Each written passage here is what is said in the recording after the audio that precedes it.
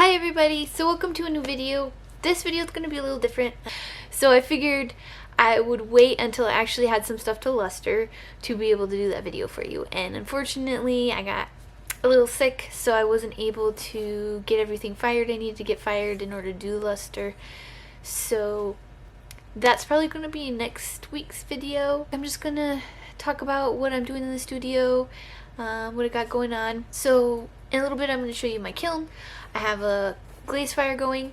It's for a project that I'm working on this year called the Fable Project. It has to do with my business. I tend to have a lot of fantasy book loving customers. It's kind of my niche. Is I do a lot of, tea and fantasy type stuff. So I'm kind of working on this project that I hope to launch in the next week. Fingers crossed. It's taken me a little bit. I've been getting sick. I've been having difficulties I've been going through. So it was supposed to launch in March, or it was supposed to launch in February, and it didn't. And so now I'm really hoping March. It needs to launch in March, especially because I really want to get it launched and going before I do my trip to Nsika. And rest assured, I will be making videos on Nsika, just more vlog type style for that, probably. It is not that warm in my studio. My heater just broke, so I'm probably not going to be doing as much in this little vlog, but we're going to make it work, get some stuff done. And yeah, I've got, sweatshirts on and try to stay warm. It's not too bad in here. It's probably about 50. My kiln reads 56, but my kiln does stay warmer than the rest of my studio does. So I've got the kiln firing. It is going to be doing a glazed fire, so it's going to be going to a cone 5, a high cone 5. So yeah, we're just gonna set that aside and get started on some other things today. Okay, so you guys kind of saw the kiln going. That, like I said, it's gonna be part of my Fable project. But I think it's going to be kind of a fun interactive thing to do on my Instagram and in my emails and stuff like that. So if you are curious as to how I'm doing this project, what on earth it is, you can kind of follow the process by setting up for my email or checking out my Instagram and following me there. Also kind of give you an idea of what I'm doing. If you'd like all the background and how I'm setting it up, what my thoughts are, where this whole thing's going for this year, I recommend joining my Patreon. If you're interested in knowing kind of how I broke it down, how I went about planning the project, things like that, feel free to join my Patreon. But if you can't do that, the next best thing I would suggest is either join my email list, which is totally free and you even get a coupon to my store, or just follow me on Instagram and stuff, and I'll be doing social posts every once in a while with that in mind. I also will be doing March Meet the Maker, so that'd be kind of fun too. I always really like doing those prompts and things on Instagram, so you kind of get to know the artists and stuff. So I've got some throwing to do. I think I've got some things to kind of just prep for doing a bisque fire for. I just gotta check on them, make sure they haven't cracked or anything like that. So I have been getting requests for like goblets, chalices, and things. Like I said, my target market tends to be kind of fantasy driven. I recently asked them, and I was recently talking to them about what they really wanted to see for 2022, and one of the highest voted things that I have in my Facebook group was that they wanted a mythological collection. So that's kind of the idea and the start of the Fable project and what this next collection is going to be. I have obviously made chalices. So I have this one. This was kind of the first try. I feel like it's not going to hold enough. I made it a couple different sizes and a couple different shapes just to see what would work best for the chalices, because I want to make sure that they can actually hold a decent amount of ounces, that they're not going to hold like 8 ounces and people be like, I don't want something that's not going to hold much. So I'm trying for at least 10, if not 12. 12 is really where I'd like to be at with these chalices, to see if I can, 1, make them usable without being too top heavy, and 2, just be able to hold enough for them.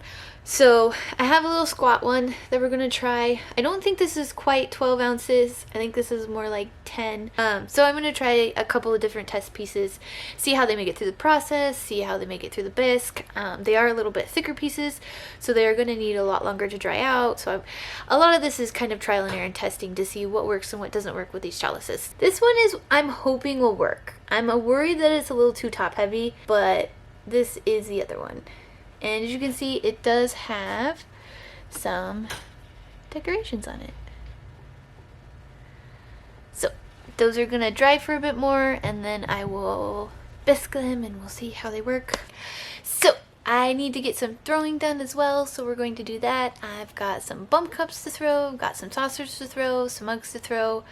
Hopefully get some stuff done.